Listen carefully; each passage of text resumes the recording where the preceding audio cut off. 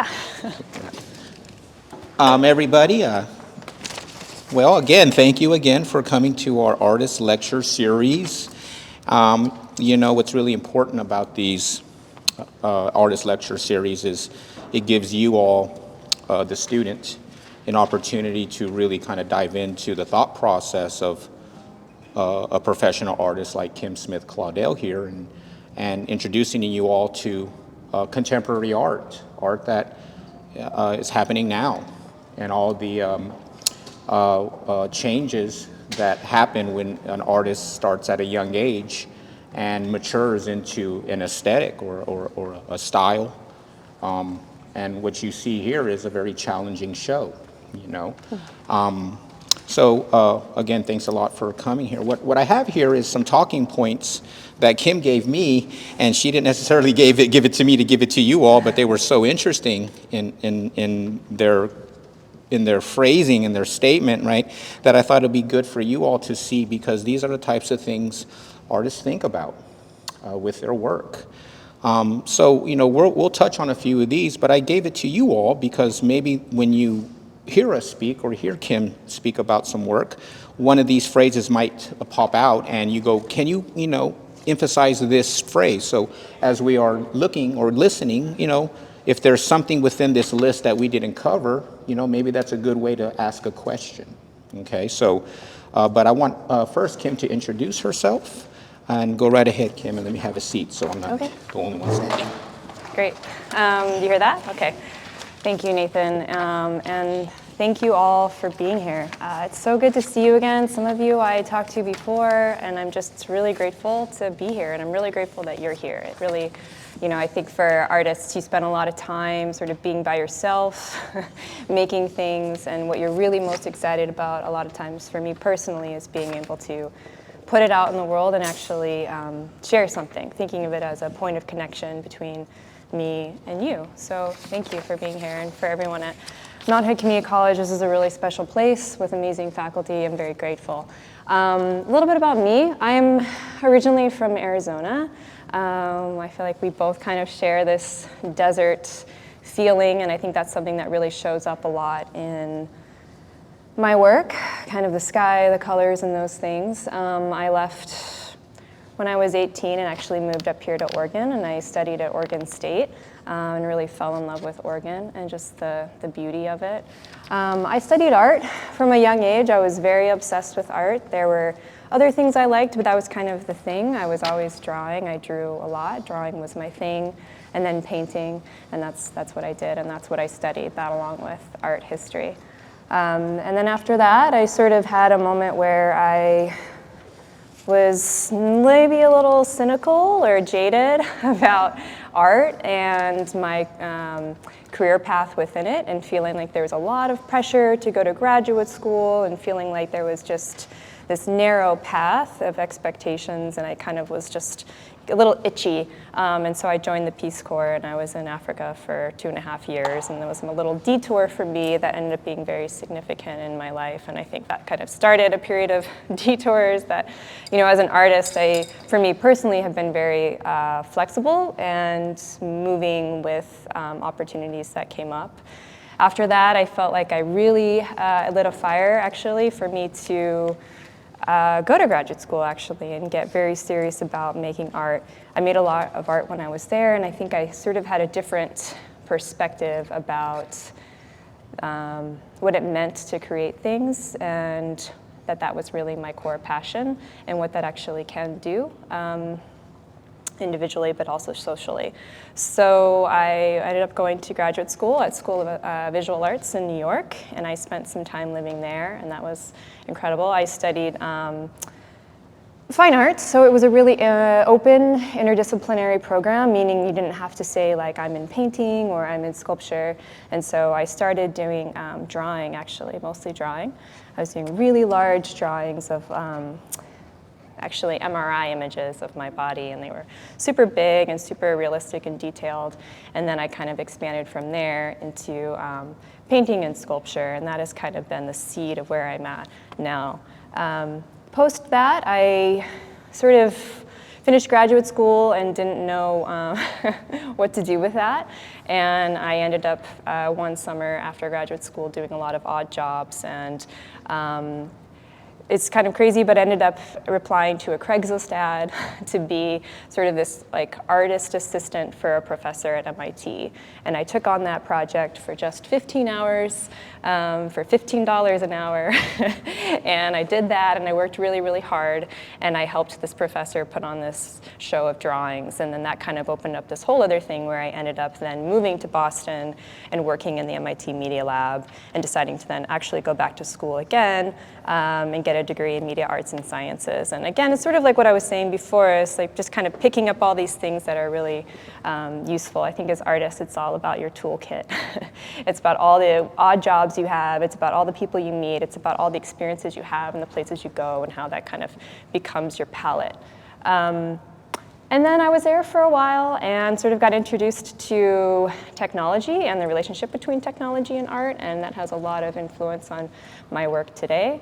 And spent time there, did a lot of things, and then ended up here in Oregon, and have been very grateful to have a great community here, being a part of a couple artist groups that has been really useful for me to continue creating, having a dialogue and critiques, and then just carving out as much time as I can to make art.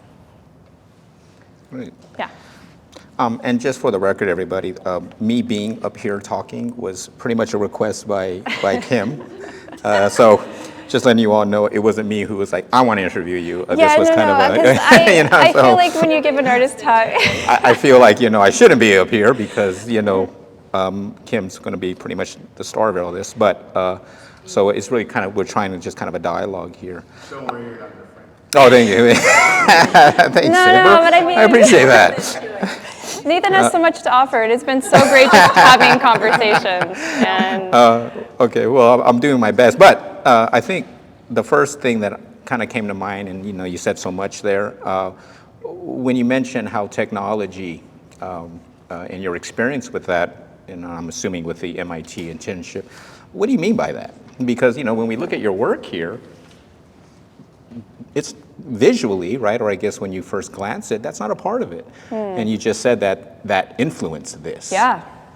And I think since a lot of our students here are animators, and of course, we're all online and all that stuff. Yeah. Can you dive into that? Because I think there's a kind of a crossing point right now in this day and age between those two mediums of technology, and of course, with what you're doing, which is the object. Yeah. Can you discuss that a little bit? Yeah, that's a great question. I think of it as like kind of operating on two levels. Like the first, I think, when I finished graduate school and all my friends were artists and everyone I knew was like good at painting and all that, I think I sort of took it for granted what it means to have like a creative practice and to make things and to use your hands, and what I loved about my process and the analog experience. And then when I ended up in a more technological field, people were very excited by art. They were sort of excited by what it means to actually make things with your hands and be physical. I think when you think about even today and technological tools and AI, what it really does is it makes us rethink about what it means to be an individual creating, what it means to like be human, what is so special about those things, and really calls attention. And so seeing it within that contrast was really eye-opening for me. I was really, really bad at all tech things, but then I had to adapt quickly because I needed to, support myself. I needed to kind of, get these different skills. And so in that process, starting to learn more technological tools, I started doing graphic design, I started doing illustration. These are things that happen digitally. And when I think about what that does to my mind, it really changed my relationship with time. And I think probably a lot of you draw on your iPads or whatever, right? So, that whole feeling of what it means to operate in that digital space. There's a time element that's so different than when you're in the real world. For example, you can't really go backward in the same way. You have this linear way, although I don't think of my painting process or my sculpture process as being so linear. In a way, it's like once you make the mark, for me, once the paint is there, it's sort of done. You can try and sort of undo things, but you're not moving through time in this different way. You don't have layers that are getting reconfigured. And I think also starting to see things in those layered ways and that relationship with digital time definitely affected how I thought about these things. And also what it means to kind of, relationships with color and presence. These things are all, I see a lot of influence with those technological tools. Hey, yeah? There's also depth. Yeah, that's a great point. It's hard to do that digitally unless you're using like CGI or something, but I'm talking about like in the real world. Yeah. Like things you could interact with and see plane to plane. That's also another advantage of doing things traditionally. Yeah, it's a good point. Yeah, and you can kind of build history in a way that's sort of different, There's like a dirtiness to the history too. Do you see your installation or your work? I mean, I'm hearing that there's a kind of a duality between your making processes with what you do with work digitally and your installation work. Is there a conscious kind of real separation with doing digital work and then coming into a gallery and it being the real world you're playing with? Yeah, sure. Is Yeah, it I think I see what you're saying there. And I mean, they do feel like different entities, but I think I've been trying to enter this phase of my life where I'm a little bit more holistic. I think there's been times where I felt like I was making these containers or separations within my practice and my professional life or this or that. And I'm realizing now that it's all the same, right? I'm the same person that shows up to do, the work that I do here or this job here for professional work or digital work or physical things. And so I've really been thinking more about how that's all connected. So it kind of, I see the through lines. Okay, yep. So there is a relationship.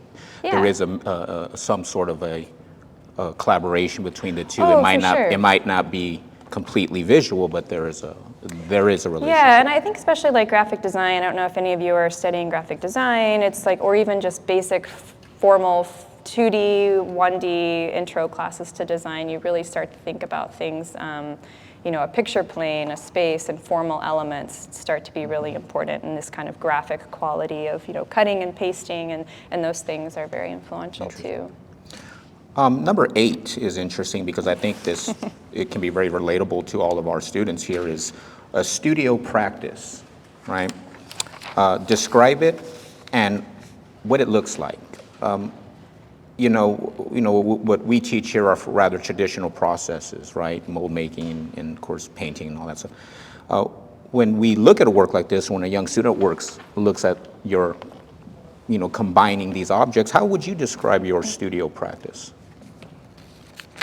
Yeah, well, I'll tell you about mine. Everyone's is very, very different. Yes. I have a space right now that's in my home, which is nice, good and bad. I really try to, so much of my process, I think, in my practice is trying to turn off certain parts of my brain and certain parts of my head. And, I think it's a lot of that kind of game in that space. So, there's like sort of habits I take on in that space. Like I always light some incense first. Then I listen to like binaural beats and sort of get in this headspace. I meditate. I don't have any food. I have lots of water. I do writing. I write for the first thing in the morning every single day. I write before my studio practice. I'm very intentional about what goes in my ears. I always have things that I'm looking at. And then I usually try to open up my studio practice with a very open and playful space. And I think this speaks maybe to another question on there about intention and what that means. I like the studio space as a place of discovery, a place of unknowing. I like that I go in there and I don't know what's going to happen. And I'm always just looking for a spark or like a feeling. Sometimes I'll go down the studio and I'll say, oh, I'm going to make a painting today, but then something else in the space calls to me. Maybe it's a material, maybe it's something else, something happens outside and I just go a completely different direction. And I think part of also what I'm trying to do with turning off part of my brain is also turning on another part of maybe it's not the brain, but the body, where you're always trying to find what that little spark is and what that excitement is, and kind of going with that intuition. So it's definitely grounded in intuition. That's something that I've been trying to embrace more and feel more connected to, and try to use that more as a strength. Does that answer your question? Yes, no, yes. Does that intuition with materials happen with some sort of emotional reaction to an object that you find? Or is it more elemental, meaning that this is metal and I'm trying to do something speaking with metal, this is wood, I'm trying to, I guess is how does that intuition interact with you discovering an object and using it in the gallery? Yeah. Can you explain that process a little bit? Yeah, I think intuition is really a key part of that too. I love materials. I love using lots of different materials. I tend to like a lot of materials that, I don't know what it is. I'm kind of, again, looking for that thing that grabs you. I think about presence a lot. I think about energy. I think about trying to shift and move energy through objects. A lot of things are pretty humble. A lot of things are found. I don't spend a lot of time at the art supply store. I spend more time collecting things that are free, garage sales or hardware stores. I think with media, I think of myself very much as a painter, but I was just talking to Dan about this. A lot of times that doesn't necessarily mean that there's paint involved.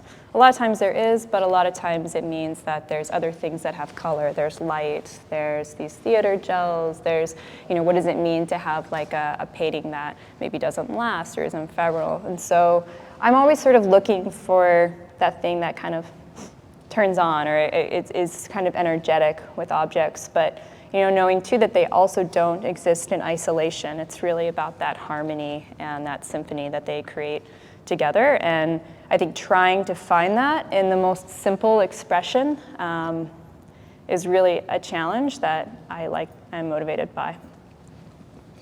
In the interview that you gave our Advocate, the newspaper here, you mentioned ego as or reacting to an ego.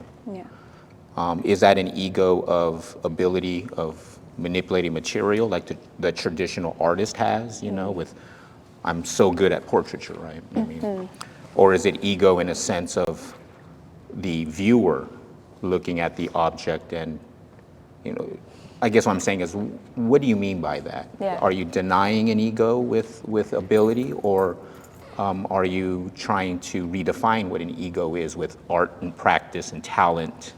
Yeah. Yeah, I mean, I think there's so much to say there. One big thing, there's an element of the ego that tends to get in the way for me. Maybe it's worrying about what the audience will think. Maybe it's about worrying what I'm doing. Maybe it's worrying about these things that are rooted in insecurity or even pride. And I think when I can get to a space where I'm letting go of that, it allows a more authentic self to come through. I think I really do value authenticity a lot in my work, because I feel like that is really the place of connection where you're going to create the best work, sort of ironically when you're not thinking of it that way. I've also been doing a lot of more spiritual journey too, and looking at consciousness and what all these things mean and how we're just all connected, and how you can kind of lose this sense of self when you're creating. It may feel like you're really in isolation and it's your own practice, but sometimes I feel like you're able to, as an artist, to gather something that's even outside of yourselves. Like it's something that we share, be it the collective consciousness or whatever. And I think that as an individual, that can be manifested or distilled through the artist. And I think it's just a way of another mental thing of letting go of the pride of self and the artist, and thinking about these things that kind of get in the way. And I've been thinking a lot about what does it mean to collaborate with the work? What does it mean to really be collaborative to that thing that's more outside of myself? Yes? Would you speak specifically a little bit about the casting in the corner? Yeah. Materials. Can I ask Nathan a quick question, and then I'll return to that? I want to hear what your thoughts are on ego and the artist. Oh, Lord. Well, it definitely gets in the way, in my opinion, because I have been making art for so long that there was a point where I think with a lot of artists where we're trying to develop some relationship with the material.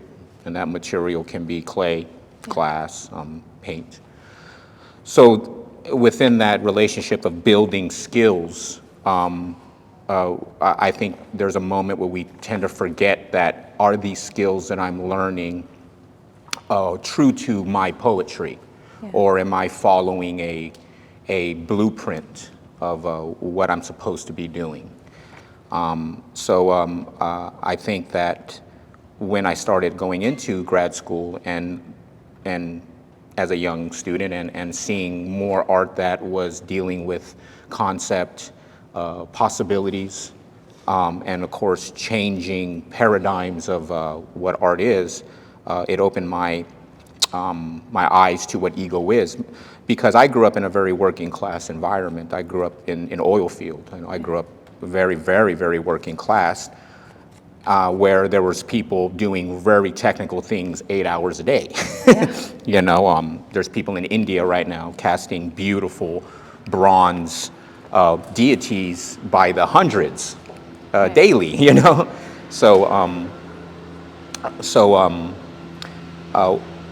Whenever I went into the art world, I would meet some people that had that kind of egotistical, in a sense, look how good I am. And I would always remember the people that I would work with as a child and be like, well, people do this every day. There's awesome seamstresses, there's awesome, so that checked me a little bit about what ability really is, and poetry became more prominent. And how we express poetry is not how we dominate materials. Yeah. So I do think that I kind of had an opinion at some point in my mid-20s where when I was looking at the art that was famous, like the Jeff Koons and these kind of Damien Hirst, where I was seeing more of an enslavement of materials rather than an expression of those materials. Because I grew up in a very labor-intensive enslavement of people and materials. So when I saw a big, beautiful, puffy, chrome-plated silver sculpture that took $200,000 to cast, I was looking more at, wow, there's an enslavement of that material and not really a poetic dance with that material.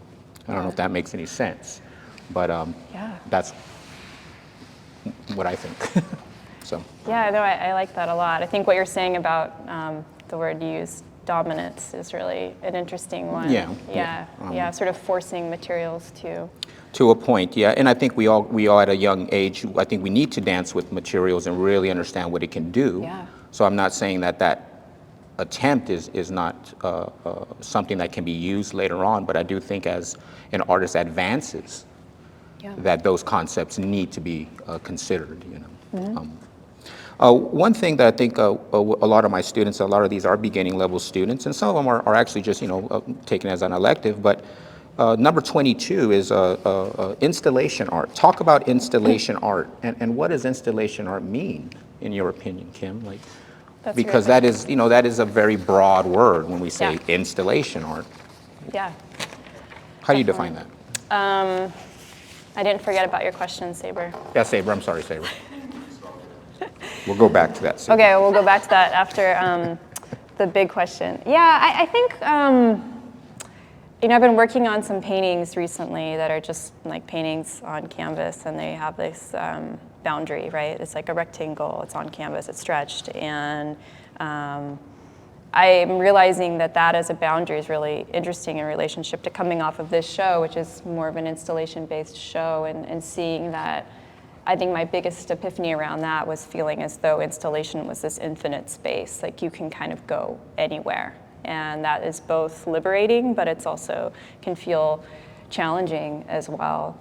I've always loved painting, but sort of felt like it sometimes just didn't do all the things that I wanted it to do, in particular, occupy your space in a way, have more of a relationship with the body that really did feel as though it was in your space, in the way that like a sculpture really can feel different as opposed to like an illusionary space.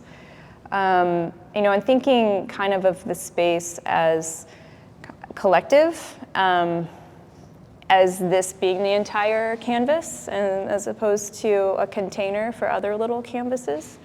One thing that's really been on my mind in my practice for a couple of years now is like ephemerality. And I think that installation art is something that really embraces that, or does it in a way that is easier. I think we've got sort of with other practices, be it like, painting or bronze sculpture, there's this feeling of this has to last. I'm going to cast this big thing so that it lasts, and it outlives me, and it, can live on and all these things. And I think with the installation art, we don't always carry that expectation, and so you can let go and really embrace more of like a moment that a show can exist. Like today at 4, I'm just gonna pack this all up, and a lot of these materials will just go home, and there'll be more materials that maybe get reconfigured in a different way. I think the element of, I was saying earlier about my studio practice being about discovery and not knowing, kind of showing up to this gallery and not knowing is a big part of the installation work for me. That's really terrifying, and I wouldn't recommend it always, when you have limited time and you have to kind of perform in a way, but I find that it's really exciting to feel as though you're actually collaborating with the space and responding to it.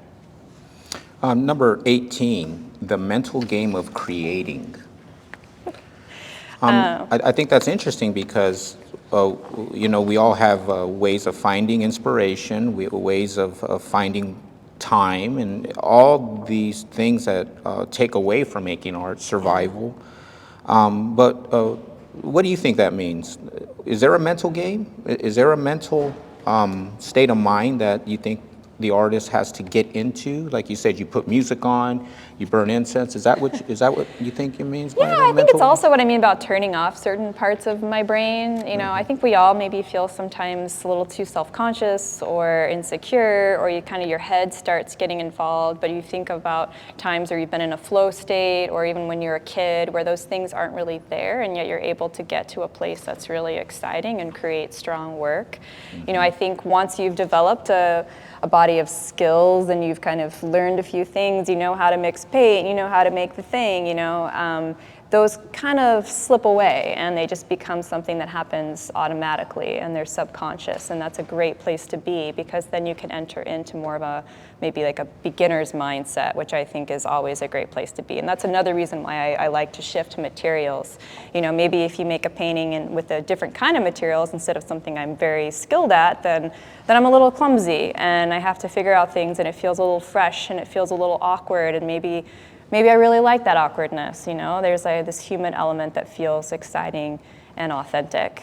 And I can talk about it a little bit in relationship to this piece called Holding My Breath that Saber asked about. I think this is a good example of, we're talking about the resin piece right here with the resin bloom? Uh-huh. I don't know. Yeah, Could be. it's the resin balloon, yeah. This is a good example, I think, of maybe related to what you were saying earlier about the ego. If you have certain ideas in your head about, I want it to be this thing, and I was doing this really hard, and I was just really controlling this process very much so. I had been doing these balloons that actually had started as a complete accident, and it was in my show previous to this, but I basically was painting on these balloons, these latex balloons that were inflated, and then as time would pass, the air would seep out, and then this kind of skin would emerge, and it was this kind of wrinkled, deformed, lace-like, very beautiful as, a representative metaphor, like a real image of a balloon, when the party's over and they were hanging and all this stuff. And I really wanted to juxtapose that ephemerality with something lasting, like, cast it into resin. And I know nothing about resins. This is a great example of, not knowing about a craft, but I was like, I really want to cast them. And so I had this balloon, I had inflated it, with my breath, and I had this vision, I wanted it to hang in the resin, and I made a couple others that were just a mess, and resin is expensive and all this stuff. But I made a lot of mistakes, and I think what was exciting about this piece was, this particular mistake really, so I poured it, and then the heat trapped it and pushed the air out and actually split the resin into two pieces, and then it becomes this really sharp, clear, hard line, and it becomes these two perfectly bisected halves, and it just really opened up from there. And I had been holding so tightly to what I wanted it to be and trying to learn this technical skill, and then it just was like completely a failure, and I was upset at first, and then I looked at it and I was like, wow, I really, really love this, and it's really beautiful. And people a lot of times talk about like, oh, it's happy accidents, and I sort of hate that phrase. like you're not making accidents, you're not failing in the studio. Everything is an experiment. It's just trying to attune your mind to being like suppressing that ego and letting go of that pride. So when something beautiful and magical happens, you're able to receive it. Mm-hmm. Yeah. Yes. And notice it. No, go right ahead. Along the same lines, like a lot of times a blank canvas can be intimidating and really daunting, like where to start, because you have so many creative ideas and you really want it to flow. So you kind of, I heard you kind of remove some of the things in your brain so that you can really hone in on what you want to do. But do you ever gamify that to really remove certain things? Like, I'm going to only paint in blue today, or I'm going to only like kind of gamify it so that you can force yourself into a more creative state, or do you keep it really discovery oriented and keep it wide? That's a great question. I'm going to have like two components of that answer. So the first, yes, I think games, as you say, I think of it as limitations, but I've been trying to reframe that word into opportunities. This show is a great example. It came up really fast. I wasn't really ready for it. I love it now, so I feel confident saying that in front of you now, but it was a real moment of panic, and so I had all these things, like I didn't have a lot of time, X, Y, Z. And so instead of seeing those as, oh, I can't make giant oil paintings because I don't have time to dry, and I can't do this and that, it's sort of like, okay, great, now you've cut off certain things. So limitations can be really, really, really helpful because they really narrow that boundary and you can work and be free within them. Just like an assignment. Assignments are so much easier than being alone in your studio, right? Like even though you may hate them, but you can be creative within that playground. The second part I'd say to that is, kind of what I was saying about the mental tricks. I'm always trying to play these tricks in my mind because, a blank canvas is terrible. Going to the studio not having a plan is terrible. And so I have a couple strategies that have helped me. I always work on multiple pieces at once so that there's no, how can I lower the stakes? A lot of times I always use really inexpensive materials, like in graduate school, I was doing drawings on newspaper, largely because I had no money, but also because I was always buying the oops paints. But that really helped me because as soon as I started using expensive materials, I hated doing that because it felt precious. And it felt like, oh, I can't mess this up. And so having a lot of materials going at once, a lot of pieces going at once, it's like if you get stuck here, then I can just go over here. And then if I get stuck there, I can come back here. And then time has passed, and then you learn things from other pieces. Number 16, starting a work. And when is it finished in your sense of process? Because when I was observing you install, there was a moment where you had everything laid out on the ground, or some way, not everything, but certain parts, and you were making decisions. So for instance, this piece over here, which I think is the most formal piece, and I say formal with balance and negative space and positive space, when is something like that done, in your opinion, finished? How do you tell these students, when is a stopping point? Yeah. That's a hard question. I think a lot of artists wrestle with it, and I'd love for you to answer that after I talk a little bit about it. I feel like you just kind of know, and if you have to ask if it's finished, then it's probably not. If I don't know and I don't really know what else to do, I always walk away and I just let it simmer. I let it have some time because I'll change, it'll change, my perception will change, and I come back and then I'll either know and I'll know exactly what to do, or sometimes it even just falls apart. I also have a practice of asking the work what it wants, I actually do that. I sort of, sometimes I'll touch it and I'll just like, what do you want? And I kind of try to ask it and see what it says. And sometimes it tells me something. And again, I'm always trying to short circuit that, like what I hear, what I see, and then go with it. I think that initial impulse before you have to think about it and what does it mean and if I could just do it, I find that being a really generative space. This piece, for example, I don't think I had the moss thing here when I was assembling it. And that was just something I brought the next day because when whatever it wasn't feeling like it was done and it needed that specific element, and it sort of popped in my head, and then I brought it the next day, for example. So completing some of this work is rather, well, it's not arbitrary, but it's just a moment. It's just a moment when and it's unexplainable, some of these moments, but yeah. Is it instinctual? And I like to tell my so. students that there's an instinct of knowing when your work is done. And that's why you make a lot of bad work for a long time, is because at some point there will be an instinctual moment where you'll know that's it. Yeah. That's how I would answer that. My process is kind of instinct, Yeah, Yes. and you can make mistakes. Like there's a lot of times where I've been wrong and I ruin. And kind of what I was saying earlier about like digital processes, like you can maybe undo it, but I ruin work all the time. Yeah, me too. Ash, go right ahead. Do you ever start your pieces with an idea of what you want them to look like at the end, or is it all just sort of vibes as you go along, figuring it out? More the latter, I would say. Could you repeat that for the video? Yeah, I believe your question was do you have an intention when you start, like a plan of where it's going to be, or is a lot of it figuring it out through vibes as you go along? Yeah. Okay. Sometimes I have, I like to think of it as like like a North Star or like a thread. Sometimes I want to hold on to something, even if it's just small. It could be a phrase, it could be a single material. Maybe it's back to what we were saying about having some boundary, something that's there. And then I do really love the process of venturing into the unknown. And I think a lot of art making for me is decision making, and sort of like a game or a dance. You do one thing and then you're at a place and then you have to decide what you're going to do after that. And then you don't know what that next step will be because you haven't gotten there yet. And then you decide from there. And so that kind of non-linear, messy process is really exciting for me. Yes? Kind of tying to the game idea, another big part of art is revision along the way, like starting without trying to map everything out directly, all perfectly.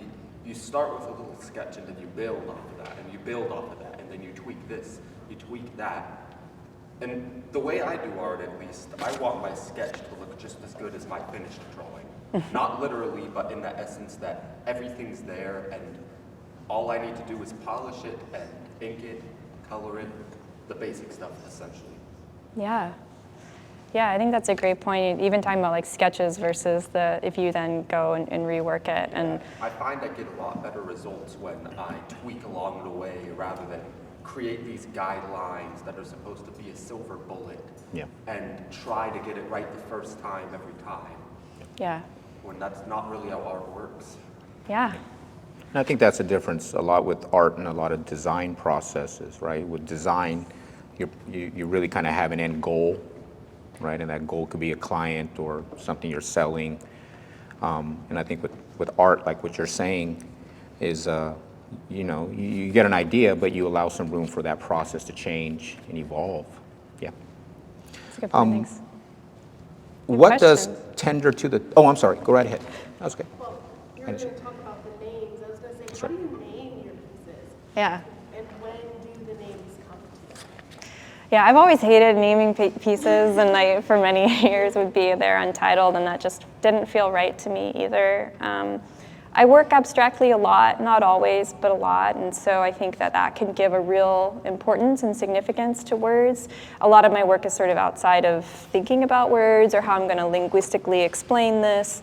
You know, I'm using kind of other communication methods. So I've taken sort of an approach that I think of kind of like photography, where you can go out and take from what exists, and I've been pulling from things that I'm reading at that moment, whatever is kind of in my, you know, I'm always trying to curate whatever's my palette for that time period, and so I think being able to take fragments has been very helpful for me, because it's things that I'm hearing and ingesting, but being able to see then matching it to how I'm feeling about a specific work, and always after, because I don't know the thing until I think it's done, and so that is something I've been doing and really enjoying that as a process as well.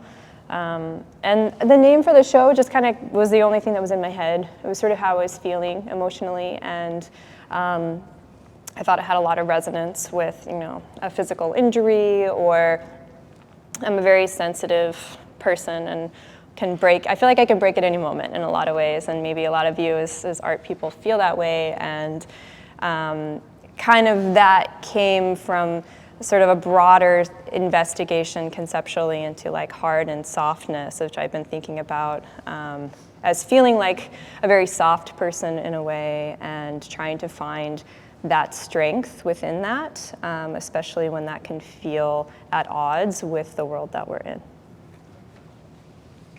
Any more questions? Did you have a question, Saber? Yeah, Oh, sorry. I was just going to ask, because this is a departure from the last couple of shows, mine included, because there's no prices on this show. And so, how do you sell your work? Where is it sold? And how do you reconcile the economy? Sure. Was there a piece that you were looking at buying, Saber? The shattered resin balloons. Obviously my favorite. Yeah, I just never really, I mean, I work very, very hard to try and balance it all and, you know, pay my expenses and all that. It's a struggle and I hate it, but it's also a useful friction in my life. But I just sort of never wanted to put the pressure of selling work or mixing commerce with my artwork. I'd love it if people bought my things, and that would be great, but it's never really been my focus. And a lot of times my work does tend to go places that aren't very commercial. And, you know, in my previous show before this, I think I was really confronting that in a lot of ways, what it means to be a lasting object, like I mentioned before, in this kind of commercial world that we live in, and like just letting go of it, because realizing that, you know, I'm excited about having it exist in a moment. That moment is shared with you.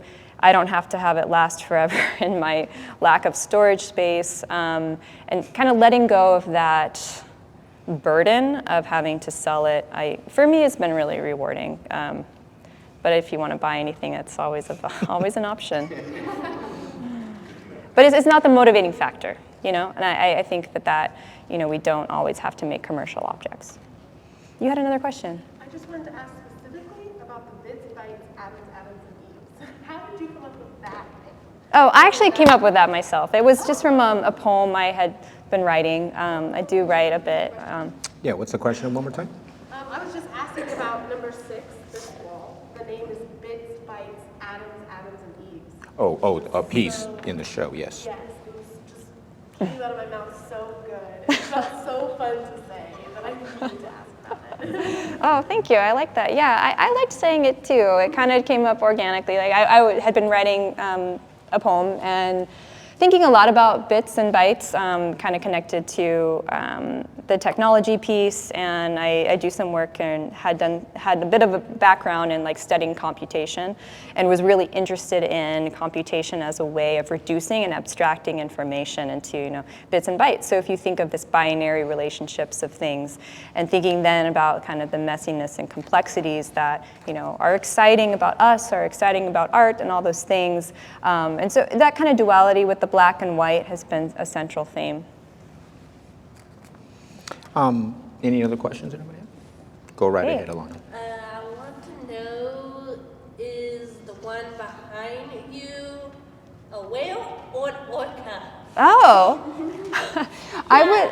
The one that's on the wall. Yeah, I think it can be what you want, whatever you see in it. I never saw a whale, I never saw an orca, but I love that you did, and I think that's one of the things that are exciting about working abstractly is like there's kind of this half open space for you to see a whale in it, and now I'll see that too, and I think that I hadn't been thinking about anything specific like that, but the answer is yeah, it's all those things. I see a rock, like a giant bolt, across like a horizon line. I don't. What about the role of waste? And you actually want to hear when does trash become art, right? Yeah. Is there a overarching commentary on is there environmentalist commentary here? Do you want people to take something of that away in a sense of like a commentary on the waste? Because when I see some of these objects that are found and utilized in your sculpture, I think of Jean Baudrillard's essay, the System of Objects, right? And when we see an object, some of us are so programmed in a sense to see that object as trash when that object has a system of before and after, how it was made, why it was created, what's the intention, what that object was created for, tin foil. I'm looking at the strips of wood. That is a metaphor of logging industry, stuff like that. And that's the way I observe objects in my own kind of aesthetic. Yeah. But what does the waste aspect of our society, how does that play a role? Yeah. Or does it play a role? No, it does. I mean, I think all of it plays a role, right? It's all of it's happening all the time, and it's always getting into your psyche as an artist. I don't usually say like, oh, I'm making work and it's about this social commentary, but I do personally feel very overwhelmed by waste as an artist. And I think I've heard a lot of my artist friends sort of saying something similar to the effect, and I think it's just sort of all of it. At some point you get very tired of feeling as though you're collecting all this packaging and all this waste and feeling like you're in this system where it's very challenging not to, and like buying new art materials, buying new clothing, it starts to have a real burden, and there's something about newness that can feel I've just been reconsidering it and feeling less excited and also feeling a little guilty about it, quite truthfully. A lot of the things that are trash, I kind of like this compressing of these different states. So thinking of fine, beautiful materials, but also trash, and like, what's the real difference? Is there a real difference? And also just being awake and attuned to those sensitivities of the things that I find, quite frankly, I find very beautiful. And a lot of the things, like in this piece, for example, has a lot of what you could call it trash, but they're all objects that really called to me for some reason, and I found were really beautiful, and together in a certain way were really beautiful. And also artifacts. I think a lot about artifacts of our time and these things that are disposable and do get thrown away, and they're not meant to last. But maybe they also have a history that I want to hold on to as well. I think most everything in here has sort of a history to it. It had a purpose before this idea of selecting from existing things like you would as a photographer. I think that really calls to me, this idea of scraps being the thing rather than the thing that you cut out of the fabric. Yeah, how do you feel about that? Well, I think there's something about the mundane and the lost and the forgotten and the neglected. Yeah. Which is the content that I kind of take from some of this stuff. I mean, the balloon's a good example, and the little stringer that's used for celebratory systems on the wire there, because when the consumer looks at the balloon, they see birthday party. They see celebratory when they were children. And then when that moment is done, it's immediately thrown out. Yeah. So there's kind of a non-commitment to the feeling of the balloon and my birthday. And then once my birthday's done, that feeling I had is disposed in the trash, and everything that happened to create that balloon, all the systems of chemicals and mining and industry and all that, for a second of a moment, and now it's discarded. And I think that's a great metaphor for people and poverty and political issues, right? So when I look at the arisen piece, I take, in a sense, the way I look at work is there is a moment of capturing that celebratory moment in an attempt to solidify it with an object that is designed to be disposed. Yeah. So it's almost like a design to dispose your emotions in a way. So you can buy more stuff to celebrate that emotion, and then that emotion is disposed. So that system of objects comes in a sense of when I look at your work, the disposal of that piece of wood there. But to make that strip of wood is an intricate industrial process.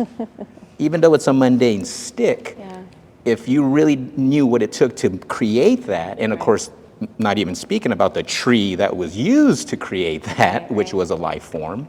Yeah. I think that's what I look at when I look at your work, is I start to dissect, there's a frame that the gallery provides. And that then takes me into the last thing, because it's almost time for us to go, is the role of the Southwest. And when I was thinking about number 15, what role does the American Southwest play in your work? Trash looks different in the Southwest than it does in the Northwest. It does. When you have a barren landscape and you see a bag from Walmart that says thank you blowing in the wind, there's a certain framing that the Southwest provides, and the gallery is almost a desert in itself. So I really enjoyed that when you said that, we talked about being from the Southwest. The gallery is a desert. It's a visual desert. It's a conceptual desert. It's a blank space, right? So the way that you're framing these materials reminds me of that, what connects that Southwest, because when I was growing up and you saw an old oil can from the 1970s that hadn't moved and from that rock, and there's people walking by and traffic going by, but there's something about there's nothing in that landscape but blue sky, red ground, and that can has a presence. Totally.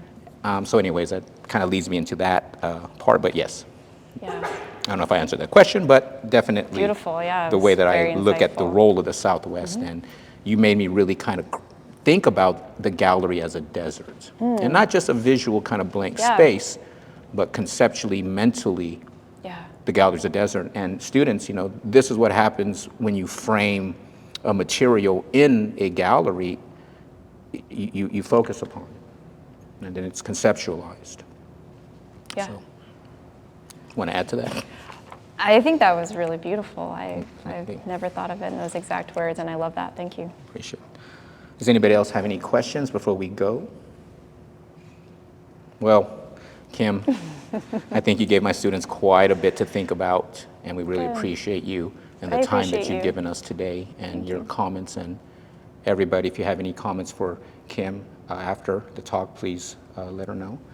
Is there any way that we can look at your work, follow your work? Are there any exhibits or shows coming up that we need to know about? Sure. I have one nearby in October at Carnation Contemporary, and one in Seattle at the Vestibule, if you're up there, in October. But I have a website. It's kimsmithclaudel.com.